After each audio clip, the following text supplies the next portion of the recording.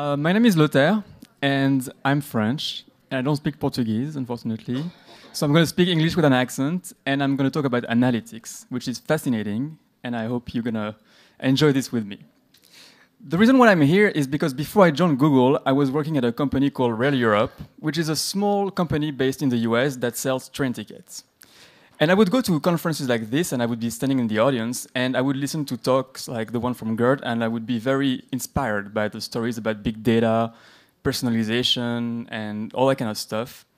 Then I would go back to the office on Monday, and I would be depressed because I wouldn't know where to start. I had very small budget, small team, and I really wanted to do all these cool things that Gert is talking about, but I was very overwhelmed. I didn't know where to start. I thought you need a lot of technology, that's going to be very expensive.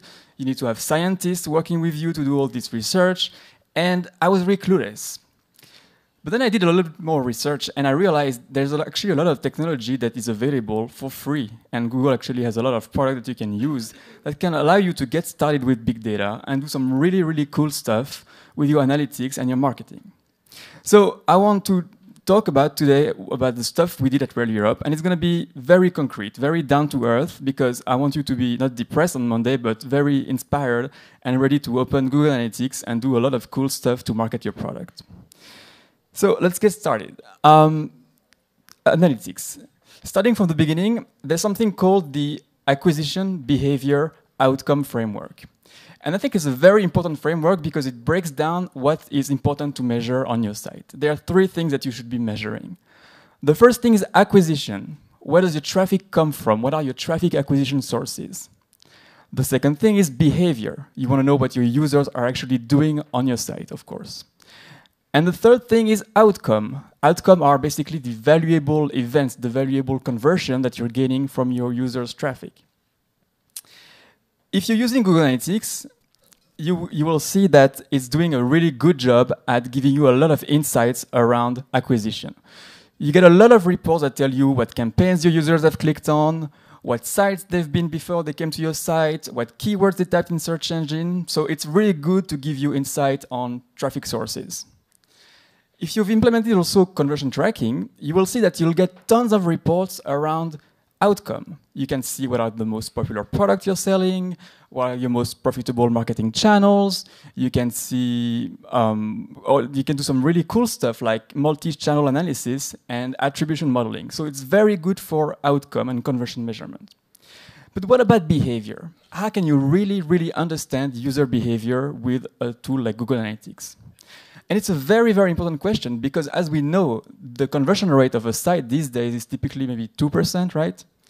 So that means that for 98% of the traffic, it comes to your site and leaves without making a purchase. So how do you know what they did during their visits? And to be really honest, I think Google Analytics kind of suck, like Avinash would say, to give you good insights on user behavior by default. And the reason for this is because Google Analytics is designed to do just one thing, which is to measure page view, right? So the main report that you're going to be looking at if you want to see activity on the site in Google Analytics is going to be a report like this, which is kind of like scary, I think. It's a long list of the pages that your users have viewed. So sure, you get also a few metrics from measuring page view, like the average time on site, the average number of page view per visit, the bounce rate, and those are interesting metrics, I think, especially if you have a lot of content on your site, if you're a media site. But we're on the online travel business. Our sites are much more complex. We have unique features that we're spending a lot of money developing. We have a booking engine, we sell hotels, we have shopping carts, we have maps. And I think just tracking page view doesn't really allow you to understand how your users interact with those features. Think about the time on site, for instance. Do we think it's a good thing that people are spending a lot of time on our sites? Is it because they're enjoying themselves and they're consuming a lot of content and having a great experience? Or is it telling us that they're struggling to get anything done and to complete any goal?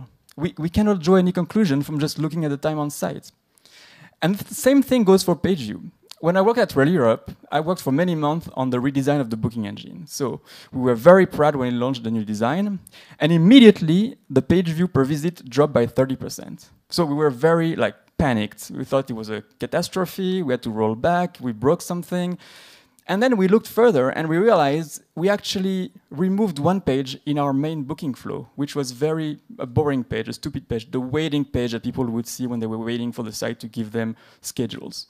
So we improved the user experience by removing this page. We made it faster for people to get to the results, but our page view per visits went down 30%. So page view time on site, I don't think are a good KPI for you to understand user behavior and engagement. So what to do? The good news is I think you can get some really interesting insights about your experience, your user's experience on your site. But for this, you need to move on from simply tracking page view, and you need to focus on event tracking. So event tracking, what is event tracking? I think it's a very underused feature of Google Analytics, and it allows you to track any interactions from users on your site and to send any kind of data, the data that matters to you, to Google Analytics, so you can then do some really interesting analysis. So how do you go about starting with tracking events? I think the first thing you need to do is to take a step back and look at your site and do a kind of inventory. Try to ask yourself, what are the very key important things you want to measure? What are the key features that you need to track? Things like your shopping cart, your hotel booking engine if you're selling hotels, or your flight booking engine, or your maps, or your product pages. So come up with a list of those important features. And then the next step is to look at each of those features and try to ask yourself how users can interact with them. How can you describe somebody searching for flights? What are the different data points you can capture? And once you've done this exercise, you're ready to work with your IT team to do a little bit of tagging and implement the Google Analytics tracking code for events. And immediately, you're going to see some fabulous insights go into Google Analytics. So let's look at my favorite report, which is the top event report. So it might not look like anything really extraordinary, but this is actually, I think, the most insightful report in Google Analytics. Because what it's showing you here, it's not the number of page view, it's actually the number of user interaction grouped by functionalities, grouped by functional areas. So this is the example of what the report looks like for Royal Europe. And we can answer the question I was asking in the beginning, what are users doing on the site during their visits? We can see 67% of the users are going to the point-to-point ticket booking engine. 25% of the users are going to book hotel. 15% of the users are going to the product pages. So you can see the relative usage of the features of the site. Very, very insightful, I think. But that's not all. Because you can send any kind of data through custom event tracking, you can drill down into each of those functional areas to get detailed insights about how your users are actually searching for tickets or searching for hotels. So let's look at the booking engine, the point-to-point booking engine, as how we call it, which is where users go when they want to get prices and schedule for trains in Europe. So let's think we're at Rail Europe and we're trying to understand how people use this tool. What kind of data can we capture? Well, the first thing we might be interested in tracking is whether people are searching for one-way ticket, round trip, or multi-city trips. We also might want to know how many trips the user is searching in their itinerary. We also might want to know, of course, the exact itinerary, the routes that the user is looking for. We also might want to know how many days ahead of departure the user is doing the search.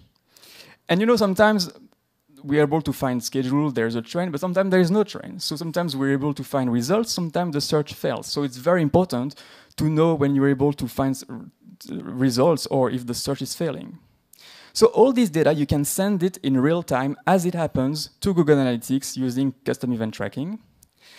And then you're going to be able to see reports like this. The number of searches broken down by one-way, round-trip, multi-city. Very important for a company like Rail Europe. And the same thing is if you're selling flights, you want to see something like this. You can see the number of searches broken down by number of trips in the user's itinerary. You can see the number of searches by how many days ahead of departure the user is doing the search.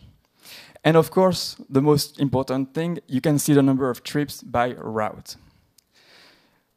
We sell thousands of train tickets on the Rail Europe website. There are thousands of possible itineraries. So these sort of reports allow you to understand what are the top routes, what are the long tail routes, where is your demand, how it is structured, and how it's changing over time. So not only can you get the total number of searches that users are making, But you can also get the total number of searches that are successful, that we're able to show result for. And Google Analytics even calculates for you a ratio of the total successful searches over the search requested. And that gives you the success rate of your booking engine. And that's a very, very important KPI for a company like Rail Europe, because you can then look at your overall success rate for your booking engine, and then look at the route level and compare it. And then you can find some routes where there's a lot of searches, which means there's a lot of demand. People are looking for schedule for those trips. And the success rate is low, which means you're not able to satisfy the demand. And then Rail Europe is able to work with its suppliers to get access to additional inventory, or to work with the IT team to get more schedules loaded. So they're able to capture additional business by using those insights.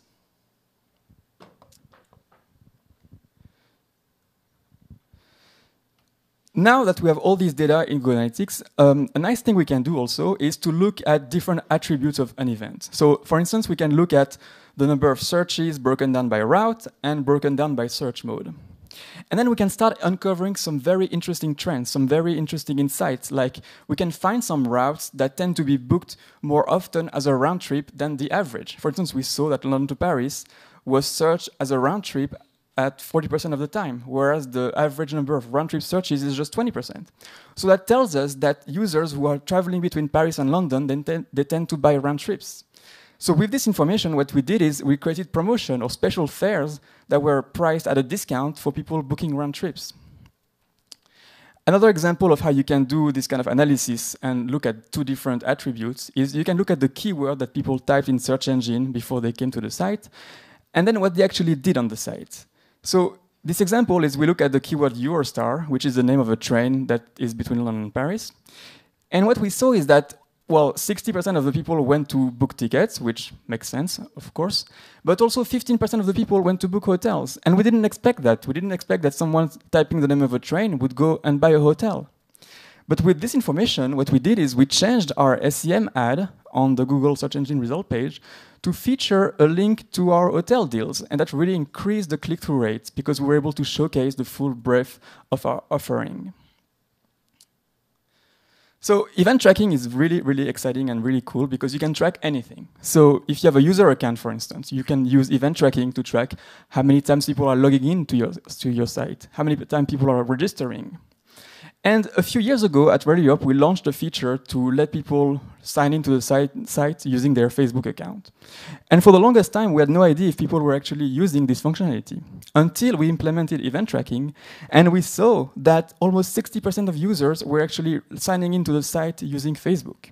So that really allowed us to understand that, to validate that the fact that this functionality we built was actually useful. You can use event tracking to track videos. If you're spending money like we did shooting videos, it's very important to know if people are actually watching them, right? And we found that it was very disappointing because just not even 1% of our traffic was watching video. And we also saw that out of the people who watch video, just half of them were watching video until the end. So that was kind of disappointing. But by tracking video, you can also segment your traffic between the users that watched video and the users that didn't watch video. And we saw, which was great, that people who watched video were much more likely to convert. So even though the exposure was low, we were able to quantify the value of putting videos on our website. You can use event tracking also to track interactions with your shopping cart or your checkout flow. What we did is we tracked an event when someone added product to the cart, and we also fire an event when someone checks out. And by doing this, we're able to compare the total value of the product that people put in the cart and the total value of products that are actually booked. And we saw that half of the products put in the cart are actually never booked. Something that's very, very important to track, and I don't see it being done very often, but it's very easy to do, is to track error messages. Error messages are frustrating. Your users hate seeing errors. 60% of users that were, we did a research and we found out that 60% of users are complaining about their experience booking travel online. So it's unavoidable that people are going to make mistakes or your site is going to break down, but you need to know what is going on and when people are going to see error messages, because then it's an opportunity for you to make improvement to your site. So track what error messages people are seeing and track on what pages the errors are appearing. So we did that, and we noticed something, that one of the most frequent errors was what is called here the geo-ambiguity error, which means that someone's typing a city name in our booking engine and we don't recognize it. They misspelled it maybe.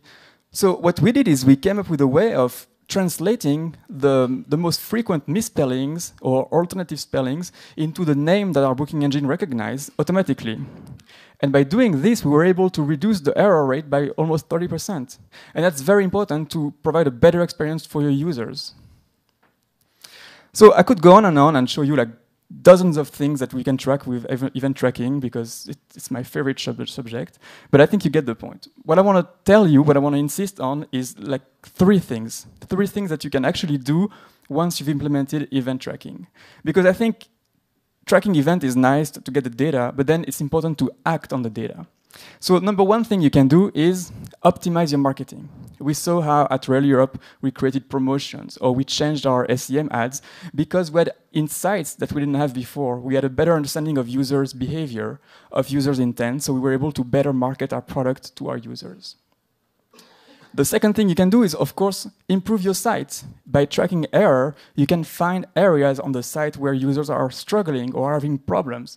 And then you can get to work and prioritize enhancements, fixes, solutions to make the experience better. And the third thing you can do, which is very, very exciting, and it's something you can only do by using Google Analytics and AdWords, it's remarketing with Google Analytics. So let's talk more about remarketing. Remarketing, basically, it's when you link your AdWords account and your Google Analytics account, you'll be able to create inside Google Analytics remarketing lists. And what those remarketing lists are, they're basically advanced segments that you create by querying all the data that is in Google Analytics. So it's really, I think, very, very exciting, because Google Analytics tracks everything. It tracks how many times a user has been to your site, how much time they spent over their lifetime, what the activity they've done, what keyword they used to come to your site. So you can use all this data to find segments that are interesting. And then you can use those segments to create campaigns to retarget those users across the entire Google Display Network. So let's see a few examples of campaigns we did using Google Analytics and remarketing. The first campaign we did was, of course, to target people who came to the Rail Europe website, searched for tickets, and then didn't convert. And for those users, we wanted to show a very relevant ad. We didn't want to show a generic ad, a branded ad. But it was difficult because we sell thousands of tickets and we couldn't have the resources to create thousands of banners for every route that we sold. So instead, we used a really cool features of AdWords that is just recently being released, which is called Dynamic Remarketing for Travel. So with Dynamic Remarketing for Travel, all you need to do is to create one ad, one dynamic ad, and Google will take care of populating the ad's content for every impression based on what Google knows about the user's previous activity. So if someone came to your site and searched for hotels in Paris, the ad would say, book hotel in Paris. If someone came to your site and searched for hotels in London, the same ad would say, book hotels in London. It's very effective, very scalable to reach all your audience. The second campaign we did, which was, of course, very, very effective, is to target those people that put stuff in your shopping cart and then left and didn't convert. We saw that half of the value of the product put in the cart are actually never booked. So it's money that is sitting on the table for you to grab. So not only did we do that, but we also segmented these people based on how much the cart value was, because for us, of course, we wanted to encourage people with a high cart value to convert.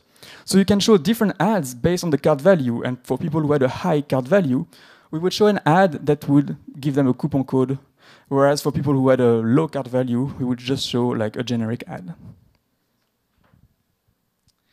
And the third campaign we did with remarketing is focusing on people who are the most ready to convert, the people with the most likelihood to make a purchase. So how do you do this? It's actually quite easy, because if you look at your site, there are certain events that are very indicative of someone being shopping for a trip. If you see someone that repeatedly comes to your site and looks for hotels prices, or if you see someone that uses your maps to just put together an itinerary, or someone signs into your account, you can find those key events that are indicative of someone having the intent to buy something. And then you can count over time how many times a user completes those events. And you can find those segments of users who are the most engaged with your shopping feature. And you can target those users and focus your marketing dollars on the segment that is the most ready to convert. It's very, very effective, and it's something you can do using events, goals, and remarketing. So I hope you're just as excited as I am to implement event tracking and remarketing. If that's the case, I want to leave you with 3 tips so you can get it right on Monday when you get to the office.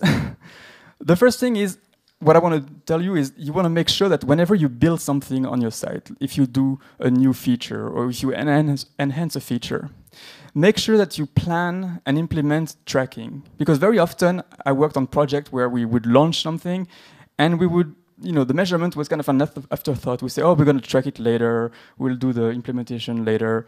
But then what happens is there's always something else to do and you never end up doing the tracking. So what you're going to end up doing is doing decisions based on no information or wrong information or just your opinion. And it's very, very bad. So I think what's very important is you create a culture in your organization where measurement is a key requirement. The second thing I want to tell you is analytics is not that easy. So what you'll want to do to get it right and save some money is actually work with certified analytics partners or hire people who know the tool. Analytics is free, Google Analytics is free, so with the money you're saving on licenses, you can invest some of that money to work with experts who are going to make it easy for you to get the right data. There's nothing worse than having an implementation that is not working or giving you wrong data, and I see it all the time at Google now. So save some of that money and invest in people. And the nice thing about doing that is that you'll learn yourself. That's personally how I learned analytics myself. I worked with consultants in the beginning and Royal Europe, and now I gain my knowledge and I think I can do it. So eventually, this is how you're going to be able to get that expertise in your company. And the last thing I want to tell you is if you're going to do tagging for your site to track events, it's a good time to think about using a tag management system. The reason for this is that if you want to capture data for analytics, for instance, chances are you want to also use this data to power other campaigns, for instance, Facebook remarketing or other ad networks. You're going to want to work with many third parties. And there's nothing worse than having to ask your IT team over and over again to tag the site and to tag the same event many times. It's a waste of time, a waste of resources.